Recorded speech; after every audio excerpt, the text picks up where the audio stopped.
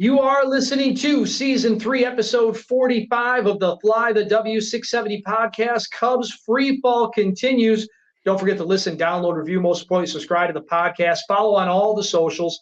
We're on Twitter. We're on Instagram. Of course, we're on Facebook. And you can email us, flythew670 to gmail.com. So, Crawly, school got out on Friday. You rushed down to Wrigley. So the Cubs and Mother Nature did not exactly treat you so well to officially start the Crawly summer break. Yeah, it was one of those things, Dustin, where, I got out there. I flew from school, headed to Wrigley Field, gorgeous sunny day on Friday, hoping to really kind of see, some fun and some exciting things going on and some Cubs baseball. I did get to fly the W1, so I broke my losing streak. So I'll take that, but then I just started a brand new one. So there we go. All right. So here we are, Crawly. And the Cubs record isn't good. They're 2 games under 500 after dropping 2 of 3 to the Reds. But Friday afternoon, it was Javier Assad in the sunshine at the Federal Lamb. Yeah, and I was excited. And we talked a little bit about feasting against these Reds, Assad versus Graham Ashcraft. And I'm thinking to myself, all right, bottom of the second, Ian Happ hits a 2-run blast about 15 feet to the left of where I was sitting in the bleacher. So I'm saying, yes, here we go. Let's score some runs on this team. But in the top of the 4th, I don't like to blame umpires, but there were some bad calls in that inning. With 1 out, Javier Assad would walk Spencer Steer and then give up 3 straight singles, and that tied the game at 2. Now, in the bottom of the 4th, Dustin, we get the first of 2 insanely stupid base running blunders by the Cubs. With 2 outs, Dansby Swanson would double. PCA comes up. He hits one, and Jonathan India makes a nice sliding play to prevent the ball from getting into the outfield. He realizes that there's no way he's getting PCA at first, and so he dekes it through to first, but then throws it to third baseman Jeimer Candelario, who catches Dansby about 15 feet off third base and gets him in a rundown to end the inning. Dustin, I have no idea what Dansby was doing. I don't know how much Willie Harris has to do with that one, but you obviously have to make sure that ball's in the outfield before you'd have to run. If the ball gets past him, you're going to be able to walk in. Right. And unfortunately, there is a bigger base running blunder that we're going to get into. So this one kind of gets swept under the rug, if you will. I was glad that, we'll get to it. But, basically what I'll say at this moment in the podcast, 5 minutes in, is that this thing got swept under the rug. And it shouldn't have. And I would like to know what was the thinking was. I'd like to hear from the third base coach, Willie Harris, on this. I'd like to hear from the skipper. But because something even more outrageous happens later on in the game, this one kind of shrug your shoulders. It got lost, but don't worry. We got some audio clip from Willie Harris explaining this one. So we'll get to it. And so the big theme for me, Dustin, of the weekend, and I don't care if you want to call it runners in scoring positions or putting up crooked numbers, but the Cubs just had a hard time, just adding runs when they had chances. And a lot of times they would get guys on base and they would maybe get 1 run, but that'd be it. And they would just leave a lot of guys stranded. Bottom of the 5th, Yan Gomes gets hit by a pitch. And thank you, Graham Ashcraft, for that freebie. Tauchman walked. Seiya was called out on strikes, and Cody Bellinger grounded into a force out. So Gomes is at third. Tauchman's out at second. You got Bellinger at first. Bellinger steals second. So now you got runners at second and third, 2 outs. Christopher Morel draws a walk. Load the bases. Day is done for Graham Ashcraft. Fernando Cruz, first out of the pen for the Reds. He walks Ian Happ with the bases loaded. Cubs retake the lead 3-2. But Nico Horner flied out to end the threat. Dustin, I felt like, that was one of those opportunities I was talking about where you could put a crooked number. You got to take advantage, like you put. You got to take advantage of the freebies. Right, and you got to get more than 1 run in those situations. You're just leaving a lot of guys on base. Drew Smiley. Yeah, Drew Smiley came in for Javier Assad in the 6th inning. Assad went 5.1 innings, gave up 2 runs on 5 hits, 3 walks, and 7 Ks. Smiley gets out of it in the 6th with no damage, but the 7th, he gives up a leadoff walk to Jonathan India. And then manager David Bell sends in Santiago Espinal. He's a guy, Dustin, hitting under 200 with 2 home runs all season, but Smiley gives up a 2-run homer, and now the Reds have the lead for the first time in the ballgame, 4-3. That takes us to the 9th. Cubs still down 4-3. Hector Neris comes into the game. First battery face, Jonathan India doubles.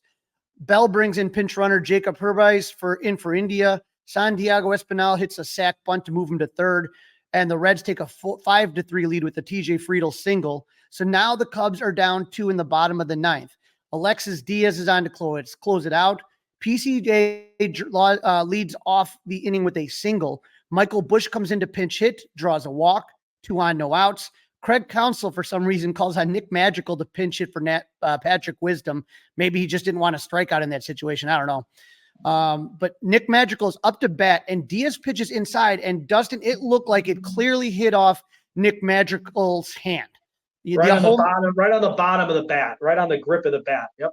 Right. The home plate ump says it hit off the knob of the bat. Counsell challenges it. We're watching this replay. I'm in the left field bleachers. I'm watching it right there. It looks to me clearly like it hits him, but there's no overturning it. Counsell gets the boot.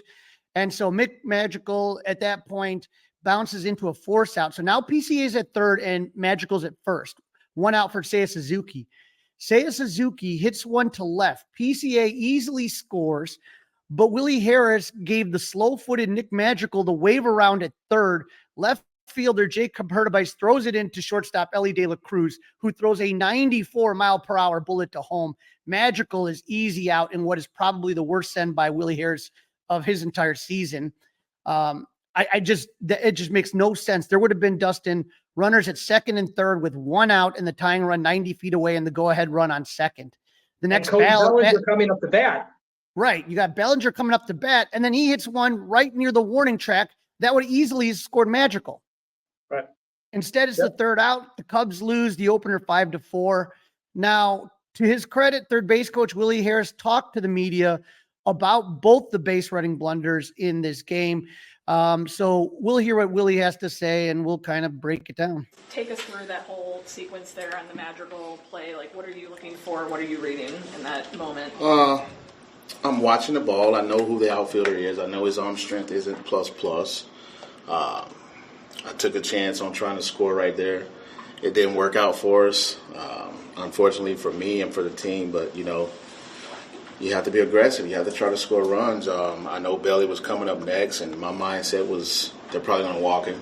But if he's safe, you know, it's a different story. But, you know, they made a play. Tip your cap to him. Come back and play him again tomorrow. Hindsight's always 20/20, but with De La Cruz and his arm, would you do the same? If I know we have the result, and it is what it is. It's kind of baseball. But what do you think after the fact? Well, after the fact, no, I wouldn't do it. But, you know, we all learn, and as we go, we all learn from our mistakes. And moving forward, I'll be better than that. I think I've been doing a pretty good job, you know, as the year has gone on so far. But today was just a bad sin. I mean, he was out, and today's on me, and hopefully the guys pick me up tomorrow. Counsell pointed out that there's a bunch of times that you've been aggressive, scored runs, and pretty much nobody talks about those. Right, so right. You have that in your bag, right? Yeah, it's definitely in the bag. I mean, the only way you win is if you score runs, right? And sometimes this is the major leagues. Guys make plays, and today they made a play on us. And, you know, moving forward, I'll be less aggressive with 1 out, knowing the situation a little bit better. But today, like I said, it's on me.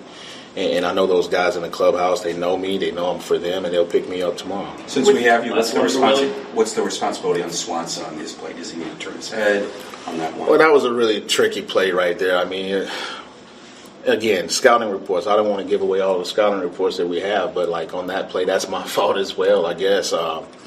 Coming around third, if that ball scoots through center field or he bobbles it a little bit, we're safe at home, but he made a play. Like I said, it's the big leagues. They make plays sometimes, and sometimes it doesn't work out for us. And today was one of those days where it didn't work out for me particularly. I appreciate the fact that he met the media. Okay, that's about it. I appreciate the fact that he said that one's on me, especially the Nicky Madrigal part of it. I mean, I'd almost need to go back and watch it. There was no reason though for him to be 15 feet. I mean, you don't need to be standing on the bag, but 15 feet's different than being 6 feet away, where you just dive back and you're there. So I just don't understand what, you know, if the ball gets through, he walks home. If the ball gets through, he just walks home. So what's the point of being 15 feet away? Like, be 5 feet away and walk home. That's the question. Yeah, and you know, that you're talking about the Dansby Swanson play that earlier that you know, he had no reason to be as far off the bag as he did without knowing that the ball had gone through. So that 100%, again, we've talked about Willie Harris's aggressiveness, and it has really paid off. And you just wonder, Dustin, how much of this is pressure that everybody from Jed Hoyer down to the bat boy is putting on themselves because this team struggles to score runs. Right. They're all feeling it. There's no doubt about that. Each and every one of them are feeling that. All right. Let's move into game number 2. This was the marathon. This was the national game. It's supposed to start around 6:05, I believe, on Fox. And the rain would not go away. Nope. 3-hour plus rain delay as I'm sitting there getting poured on, but I did get my Christopher Morel bobblehead. There he is. For everybody watching the 670 The Score YouTube channel, the jersey comes off if you want to do the celebration. So that's pretty cool. That's something different. Yeah, a little bit different on that one. So what did you do? So once you're in, you can't go out, right? Correct. Once you're in the game. So what in the world other than drink beer do you do for 3.5 hours? Just talk to people and drink beer. That's all you can do. There's not much. I mean, I wish I had some exciting stories. It's a hell of a bar tab. Yes. Oh God. Yeah. But, cheers to the grounds crew. That was a deluge. There was no way they should have played that game. There's no way they should have started it. There was no way they should have finished it. I mean, cheers to the grounds crew of keeping that field about as playable as it could possibly be. Pitchers had a hard time gripping the ball. There was a hitter who slipped out of the batter's box. Just a mess. So game does start a little after 9 p.m. First inning, Seiya Suzuki hits a 1-out triple, but of course the Cubs strand him at third. Then at the top of the second, Tyler Stevenson leads off with a single. And then Justin Steele, who struck out the side in the first, like the first inning was the only inning that was like dry. He strikes out the side in the first. Then in the second, he gives up a single to Stevenson. And then he walked Jonathan India and then hit TJ Friedel with the pitch. So he has no grip on this ball, right? Steele gets Santiago Espinal to pop out to first. And so that's out number 2 there. And then he gets Luke Maley to hit a lazy fly ball out to right to Seiya Suzuki. Now, Dustin, I have a few theories. I don't know. Maybe I'm overthinking this, but either one, I saw him kind of looking at PCA and kind of putting his hand up. I wonder if like PCA streaking behind these guys sometimes kind of gets in their head. Or did he start heading for the dugout before he fully caught the ball? Or maybe it was just the rain. He drops the ball, Dustin.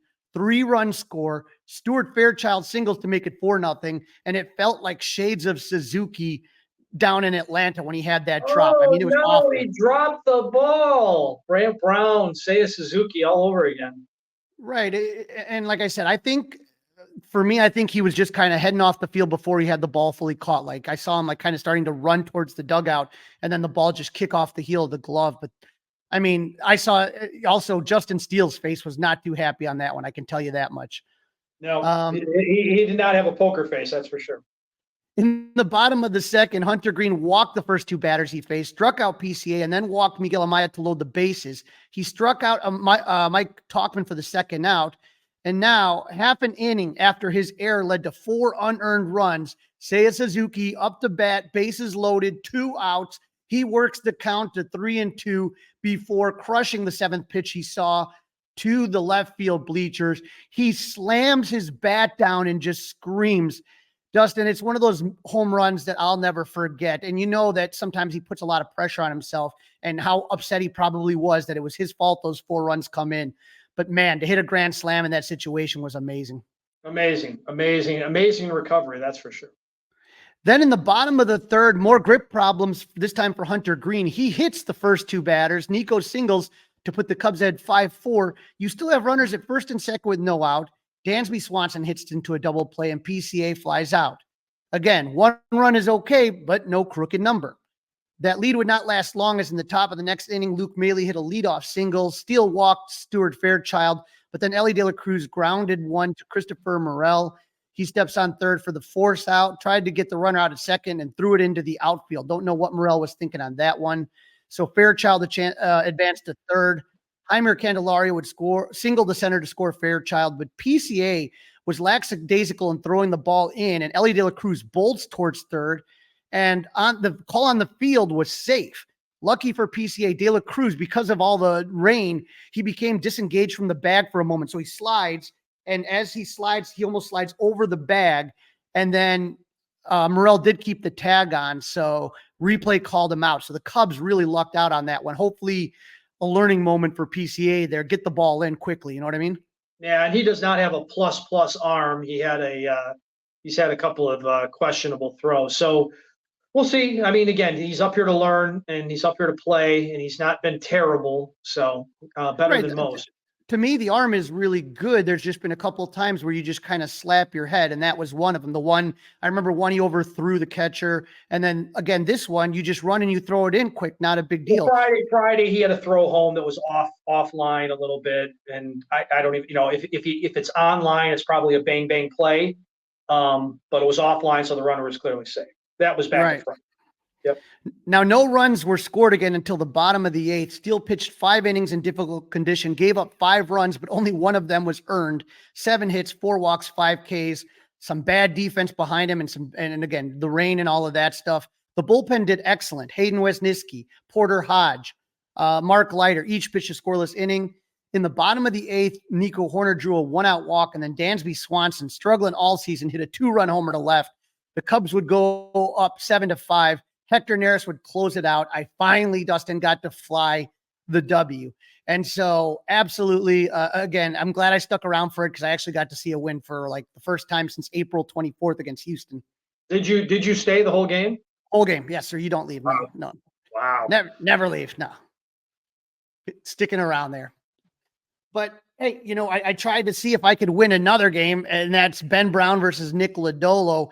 Ben Brown. Crawly, after that, right after what happens, and listen, both teams were out late. Both teams are tired. You think that the home team sleeping in their bed would be, might be just what the doctor ordered. Plus, Ben Brown's on the mound. Right. Previous start, he went 7 no-hit innings. Unfortunately, it didn't go well on Sunday. In the second inning, Jake Fraley laid off with a double on an 0-2 pitch. Then Tyler Stevenson singled on an 0-2 pitch. Brown would then hit Jacob Hertzeby to load the bases with no outs. Now, Jonathan India hits a sac fly, makes it 1-0. Brown then got Will Benson to strike out. So now he has a chance to get out of this. He goes up 0-2 on TJ Friedel on 2 knuckle curves. The third knuckle curve is literally center, right down the middle. And he hits his first, he's not a home run hitter. That was his first home run of the season. The Cubs are down now 4-0. The Reds would also score in the third inning on back-to-back leadoff singles by Jaime Candelario and Spencer Steer, and a sac fly by Jake Fraley to make it a 5-0 game. Brown would go 5 innings, give up 5 runs on 6 hits, 1 walk, and 6 Ks.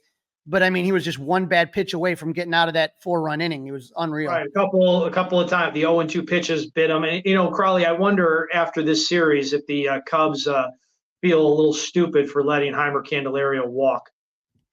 Yeah, you got to wonder. I mean, everyone had a lot of faith in Christopher Morel, and it's just, I don't see it defensively. I know what he can do offensively, but defensively, I just don't see him being a third baseman. Hopefully things improve, but yeah, that could be one. It wasn't that expensive either, Right. The Cubs would try to come back, but they couldn't get that crooked number. In the bottom of the 5th, runners at first and third, Cody Bellinger singled to make it a 5-1 game. And, you're going, yeah, keep getting hits first and third, just keep the stations moving. But Morel hit into an inning-ending double play. So only 1 run there. Cubs had runners at first and second with no outs. Dansby would ground into a force out. So runners at first and third, 1 out. David Bote, who we're going to talk about in segment 3, grounded into a force out on a very nice play by Ellie De La Cruz. Not only did he prevent the ball from going into the outfield, he was able to get the runner out at second, which almost made the double play, but that makes the score 5-2. But the Cubs would not score again. Kyle Hendricks pitched 3 innings of shutout ball and relief, gave up 3 hits, 2 walks. Didn't look really sharp, but at least he didn't give up runs. But the Cubs lose the series, Dustin. And we said that they had to take advantage of this series with Cincy, and now we got the White Sox coming up. But how about this, Dustin? The Cubs were 5 for 36. 5 for 36 with runners in scoring position. 2 for 12 on Friday. 2 for 13 on Saturday, 1 for 11 on Sunday. That is absolutely awful. 5 for 36. That's a 138 average. That's a recipe for disaster. And we do the tail of the tape with the White Sox, and we all know how bad they are. They are the worst team in baseball. But in this month of May, oh my gosh, these 2 teams are probably the 2 worst teams in baseball. Just awful. Right. The Cubs have the 6th lowest batting average with runners in scoring position, 226. But if you remember, the Cubs are one of the best teams as far as runners in scoring position for the first 3 weeks of the season. So it's just been a tremendous drop-off One other thing that we talked about last episode, Dustin, when they brought PCA back, I said, where are the at-bats going to come? Michael Busch did not start a single game in the series. You are listening to the Fly the W670 podcast. This is Free Fall Continues for the Cubs. It's season 3. It's episode 45. Don't forget to listen, download, review, and subscribe to the Fly the W podcast. Leave us one of those 5-star reviews. You can email us at flythew670@gmail.com. And don't forget, you can watch us on the 670 The Score YouTube page. In this segment, Crawly talking to Marty Lennartz, WXRT morning man, who participated at Gallagher Way yesterday to help raise money to battle ALS as MLB celebrated Lou Gehrig's life. Joining me now on the Fly the W podcast, you recognize our next guest as he has been working for XRT 93.1 for over 40 years. What? Marty Lennartz. Marty, I can't believe it's been that long. Nor can I, but it's, the years just keep accumulating. They keep moving, and we just keep doing it. And it's been quite a life. To be on 93 XRT for all this time. Before you got into radio, were you always a Cub fan as far as growing up? Oh my God. Yeah. Ever since I can ever remember, I've been a Cubs fan. The first game I went to was with my dad at Wrigley Field. Excuse me. It was, with my dad at Wrigley Field. It had to be the early 60s, 61, maybe 1960, 61. We lived in Lakeview. We lived not that far from the ballpark. We lived on Southport Street. So it's an easy walk over to the ballpark. And then my mom would take my sister and myself to Ladies' Days games. They would have on Thursday afternoons, I think it was. And all ladies were admitted for free, and their kids were all admitted for free. And we went to a lot of those too. So I've been a Cubs fan forever. Yes, I have been. So that would be the Ken Hubbs era, 1962. Oh my God. The first tragedy of my life was when Ken Hubbs was lost in his plane in Provo, Utah. Like this stuff just comes right back, right? Right. Which really opened up a very strange couple years for a little kid. My vintage, I was like 9 years old. There's Ken Hubbs. There's John F. Kennedy. And then there was also a car accident at Bears camp where Willie Gallimore and John Farrington were killed in that. So we lost Cubs, we lost a president, and we lost Bears all within a year. That's unbelievable. It's a lot for a little kid to take in. Yeah, and we're going to have you on the show again to kind of talk about the XRT opening days, because everyone that's any true old school Cub fan knows XRT would always throw the best opening day parties. The best opening day parties because we had the best host in the whole world. We had Lynn Bramer doing that. And myself appearing as the regular guy doing the prayer. And so many great musicians playing on the opening day. So many great bands. Really. So you can't start a baseball season without being at Yaxie's, as far as I'm concerned. I will agree with you 100% on that. And so, baseball has been doing something pretty cool now. You're talking for 4 years. They've been commemorating Lou Gehrig's day.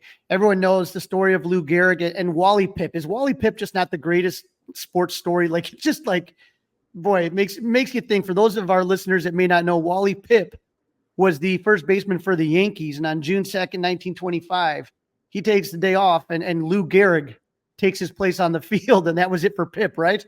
That was it for Pipp. What did Gehrig play? How many games in a row? Was it like 3,192? Am I right there? Is that a number that rings true? 2,130 consecutive games. Yeah. So it was the rest of his career. He didn't go out until he got sick. So there's a good lesson for you youngsters out there. Don't take a day off. Just go to work. All right. Right. And when you talked about, finally having to take a day off, he knew something was wrong. And that was amyotrophic lateral sclerosis, also known as ALS. And so MLB has been raising money for the last 4 years to help try to fund and find a way to end this horrible, horrible disease that's afflicted a lot of people that we've all known. And you were there yesterday as the Cubs commemorated Lou Gehrig Day. I have some pictures from the event. Here's Peggy Gilmore from Sloan. And you agreed. I'm sure Peggy probably had to twist some arms. There was a lot of the Odyssey family as far as XRT and B96 and The score, Shane Reardon was in the dunk tank, but you guys all took part in the dunk tank, correct? In the dunk tank, which was much better than the Sloan Soaker from last year. Last year they had us in a it was like this cylinder, and when a kid threw the ball and it engaged the water, it was a shower with 5 shower heads that just came down on you. And it was about 45, 50 degrees that night. It was some weird night in June. So it was really, really cold. But yesterday in the dunk tank was quite nice. It was reasonably warm. It's like jumping into a swimming pool.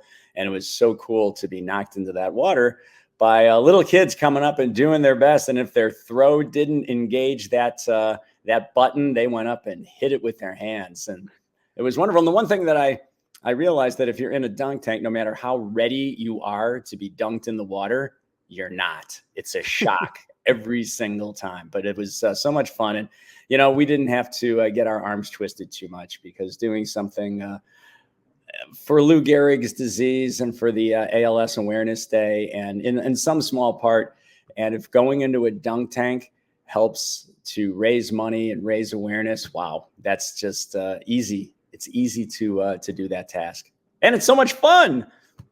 And Lynn, the thing is that you mentioned earlier, you and Lynn Bramer hosting those Yaxie parties on opening days for so many years.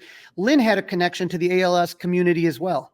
He did. Lynn, for many, many years, I don't know how many, but I think it was multiple decades, was involved with the Les Turner Foundation in hosting events, in raising money, in doing interviews with people, in,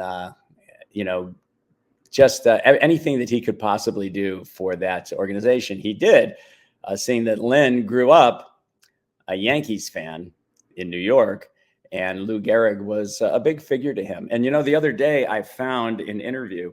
I was looking through the Les Turner website, and I just wanted to get some information about what they've done and, the organization. And I came across an interview that Lynn did with Jonathan Igue, who wrote the definitive biography of Lou Gehrig called Luckiest Man. And it was just a wonderful interview. I don't know when it was done, maybe 3-4 years ago.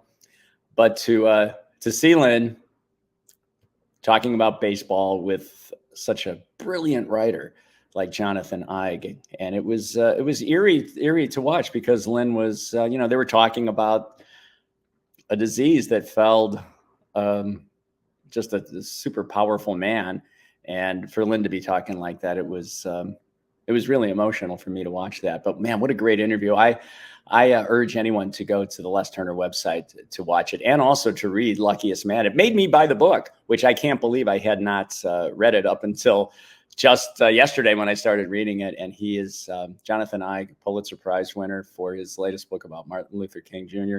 And this book he's such a great writer. It's really something. And Lynn, gave up a lot of his time to a lot of organizations, but I think that the Les Turner Foundation was nearest and dearest to his heart. And I was watching yesterday, just like you said, everyone that wanted to just give up their time to, hey, I'll get dunked and get wet for it. And I did try to I didn't go after you, because I'm like, I cannot do that to Marty Lennartz. I appreciate him too much. But, I was sitting there, and here's a great picture of you and me and John Vincent and my friend infield fly girl, Allison, was there. And we, it just, everybody had a smile on their face. And then they, I have this shirt right here, and ALS, that our friend Joe Johnson at Obvious made. And, it reminds me of a Frankie Goes to Hollywood shirt. What do you think? Like, kind of relax. All right. I had to go there. I had to get some music in this interview. That's good. But, MLB is just, doing a tremendous job. We know Sarah Lang, who's a great follower on Twitter, and she does awesome research. She is suffering from ALS. Boog Sciambi, you mentioned the Les Turner. He works with Project Main Street. Mm-hmm. So many people are doing everything they can. And so the Cubs are really offering a lot of really cool opportunities for people that want to donate. Now, there's auctions going on all over the place. Marty, tell me if you're going to bid on any of these things. I right now it's starting to look like it's out of my price range. But it's I'm looking at some of these things that they're auctioning off, and the Cubs just have, let's see if I can get this up here. You can see right here, you can visit the Marquee Sports Network studio. You can bid on that. You can watch a game from the Marquee Sports Network suite at Wrigley Field. You know that suite, by the way, I can add this. That suite is in the location of where the Brick House television booth was. It's that same location, just off the plate, between the plate and third base, just kind of off the plate. And I sat in that last year when we did the Sloan Soaker. They put us in that box, and it was just wow. It was a great vantage point. Oh, I can imagine. Here you can experience a Cubs game from Marquee Sports Network's broadcast booth. So right behind Boog and JD. Wow. You can, how about this? Calling a play-by-play for half an inning. That would be anything. And then there's how much is that? I could $2,850 right now. There's 15 bids in on that one. Wow. That would be great. I got to go in the radio booth last year with Pat and Ron on Lynn Bramer Day. And I got to be in the booth for half inning. And I can tell you, it was the thrill of my life just to be in that booth and just talking baseball with those guys when the game was going on. It was, wow. It was something. It was the thrill of a lifetime. I got to ask, if you did win this, call a play-by-play for half an inning, would you do it as yourself or as the regular guy? I would do it as myself, and maybe the regular guy would be there and we'd have a conversation back and forth. And I would only hope that it was a Hector Neris inning so that it would last a long time so that we could have plenty of time in the booth. That is a good thought here. You got these great Fly the W prints signed by Hall of Famers Andre Dawson, Billy Williams, Fergie Jenkins, Lee Smith. So and then they're doing all sorts of great things as far as autographed baseballs.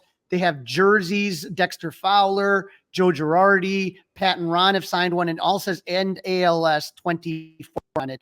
And so I'm just thinking to myself, I know not everybody has the means to do it, but if you do, it's just a really great opportunity. How about this one? A Pat Hughes sweater for $325. I heard Boog talking about it. It's not a replica. It's his actual sweater. that to me is something. And then I always love these games. That just tells me that Pat has an entire closet of those. Oh, he does. He does. And I was there when they gave away that giveaway. That was absolutely nuts how many people were in line to get these ugly looking sweaters. It's a Pat sweater. Yeah, it brings you back to the 80s and then the Cosby Show. But, right. I just think that this is just, I have a friend who has ALS and I just want people to be aware that it is a disease and it is a horrific disease. Not that there's great diseases, but it's just, we see what's going on with Steve Mongo McMichael. And my friend Betsy Shepard has been helping him out as he's made the Hall of Fame. And I just keep thinking about, my friend is younger than me. So she's like 42 with 2 children and how difficult it is to be going through this disease. It just robs you of everything. Right. So I just appreciate everything, Marty, that you did yesterday and all the different Odyssey radio family that came in there to, agree to be dunked and just everybody kind of helping out to try to raise a little bit of money for a really, really good cause. And hopefully one day we do beat this disease. And it's a disease that, even though it has been afflicting people for a really long time, many folks don't know anything about it. And one of the things I got from that interview that Lynn did with Jonathan Eig, who wrote the biography, is that Eig talked about it. And I think the last couple hundred pages of the book is actually post speech. It's after his career, and how much work Lou Gehrig did to make people aware of what this was. And no one knew anything about it. He was misdiagnosed for a long time. And through organizations, all the organizations that now are part of Lou Gehrig's day and who've been working so hard for such a long time, really, really bringing an awareness and gives you hope that maybe there can be a cure for this. And, if we all work together, maybe it can happen. Amen, Marty. And on that note, where can our listeners can obviously find you on 93 XRT, the morning host from 5:30 to 10 a.m. So if the Cubs really have a bad game and you don't want to hear anything about it and you just need music to soothe your soul, you can switch from Mully and Haw and head over to XRT and listen to some music just to calm the nerves. Where else can our listeners find you on the socials, Marty? You can find me at Marty Lennartz XRT. You can find me on the XRT socials at 93XRT, and you can stream my show wherever you are on the Odyssey app. Absolutely. Thank you so much for coming on, Marty, and looking forward to having you on again soon. You bet, Crawly. Thanks a lot, man. This is the Fly the W670 podcast. It is season number 3. It's episode 45. The Cubs free fall continues. Unfortunately, don't forget to listen, download, review, and subscribe to the Fly the W podcast. Leave a 5-star review. You can email Crawly and I, flythew670gmail.com. And don't forget, watch us on the 670 The Score YouTube page. All right, Crawly, after another series, the 6th consecutive series, how do the Cubs sit in the standings? They are now in third place. Milwaukee, 36-23. St. Louis now ahead of them at 28-29. The Cubs 2 games under 500 at 29-31. Pittsburgh, 27-32, 9 games back. And Cincinnati, 26-33. They are 10 games back. The Cubs are close to a playoff spot as far as having all those extra wild cards, but they don't look like a playoff team right now, Dustin. Well, not a playoff team that would do anything in a playoff game. That is for sure. All right, let's talk roster moves, injury report. And you teased it a little bit earlier talking about news that was on Twitter early Sunday morning. Yeah, my friend Sam Bernero, she's taken the pictures very early in the morning, and right away she saw David Bote, who hadn't played with the big league since October 5th, 2022, was called up, and somehow, finally, Nick Madrigal gets sent to Iowa. As friend of the pod, Alex Cohen tweeted out, Bote's hitting .306 against left-handed pitchers, plays 5 different positions, left field, first base, second base, shortstop, and third base for the Cubs this season. So gives you a little bit of pop, hopefully, against left-handed bats. Nick Madrigal doesn't give you any pop. He's been hitting .221. He made most of his starts when Steele was pitching and has come in as a defensive replacement. How surprised were you on that? Right now, good riddance right now. Yeah, no one can tell me what Nick Madrigal really offers. You know what I mean? He's not fast. He doesn't hit for pop. He doesn't hit for average. And his defense is no better than the rest of the guys they've tried over at third base. Right. So, I mean, it doesn't make it. Like I said, no tears for Nick Madrigal on this one. 3 of the Cubs pitching in Iowa rehabbing this weekend. They threw Jordan Wicks, gave up 2 runs in 3.1 innings. Keegan Thompson pitched 2 innings of shutout ball. Daniel Palencia pitched a perfect inning as well. In fact, Palencia was reinstated from the IL today, but then immediately optioned to AAA. Dustin, you were talking about this Cubs-White Sox. Last season, the White Sox were horrendous. They finished 81-81 in 2022. The White Sox hired Pedro Grifol as their manager, but then they started last year 49-76. They fired Kenny Williams. They fired Rick Hahn, but they still finished 4th place in the AL Central with a record of 61-101. The Cubs took the season series 3 games to 1. Remember, the Cubs took all 4 games were pretty incredible, but the Cubs took 2 at G-rate right before the trade deadline. The Cubs won game 1 7-3. Remember, Seiya Suzuki robbed Yoan Moncada of a grand slam in that one. And then the Cubs won game 2 10-7. They were down 7-2 going into the 5th inning when they scored 6 runs. So they took both of those games before the trade deadline, and also in St. Louis, they took a bunch of games. So that's when the Cubs were buyers instead of sellers. Then they split 2 games on the north side. They lost first game 5-3. Looks like they were going to lose the second game. They're trailing 3-1 in the 9th. That's when this guy, Christopher Morel, hits a walk-off home run that was just celebrated on this bobblehead. I think they did that right before. I wish they would have had it for the White Sox game. That would have really been something, but hey, you know what? It's all good. Hopefully they can do some Christopher Morel can do some more damage against the White Sox.